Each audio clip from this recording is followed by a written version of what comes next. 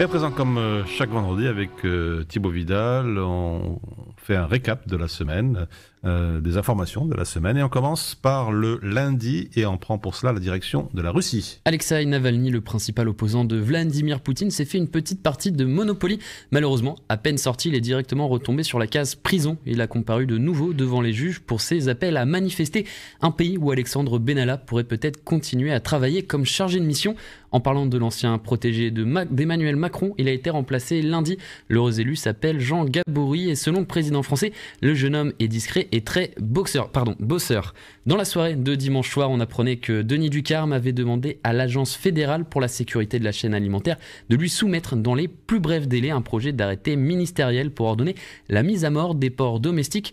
Aux États-Unis, lundi, on a parlé d'un autre type de porc avec Donald Trump pour suivre le hashtag Balance ton porc. Il est revenu sur le scandale qui éclabousse le juge Brett Kavanaugh, candidat nommé par le président américain à la Cour suprême des États-Unis. Il l'aurait qualifié d'homme remarquable, parfait, avec un passé irréprochable. Drôle d'adjectif pour quelqu'un accusé d'attouchement sexuel. Et à présent, Thibaut, le récap du mardi. Oui, on continue avec les ports, mais avec un T. Cette fois-ci, l'Aquarius a eu l'autorisation d'accoster à Malte. Les migrants seront ensuite répartis entre la France, l'Espagne, le Portugal et l'Allemagne. On a d'ailleurs appris qu'un bon ami des migrants, Jean-Marie Le Pen, avait été hospitalisé à l'âge de 90 ans pour une fièvre persistante.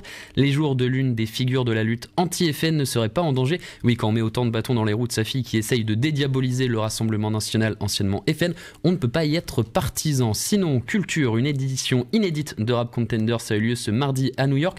En principale tête d'affiche, on y retrouvait ASAP Macron, Donald Pump, Mac Michel ou Lil Raoni. Ça va être genre historique.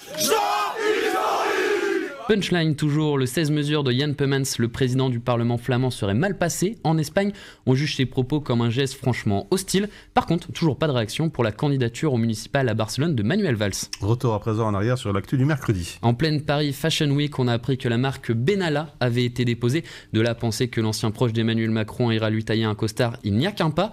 Business, toujours, vous pourrez bientôt aller acheter une dalle de la gare du Nord. Alors, pas compris l'intérêt, mais de là à dire qu'ils rejoindront bientôt le musée des flops en Suède, il n'y a qu'un pas. Le mercredi avait d'ailleurs l'air d'être sous le signe du l'argent, c'est bien, on va quand même essayer de maximiser nos recettes. Suite à l'annonce de potentielle pénurie d'électricité en Belgique, l'idée de remettre le taux de TVA à 6% au lieu de 21% ne serait pas à l'ordre du jour selon le gouvernement. Dans le top 20 des pays qui allègent les impôts sur les sociétés selon Oxfam en 2016, le plat pays est un paradis fiscal qui choisit bien ses priorités. Et on termine avec les infos d'hier. Oui, jeudi, les conseillers du président américain lui ont probablement annoncé que c'était la journée du retournement de veste.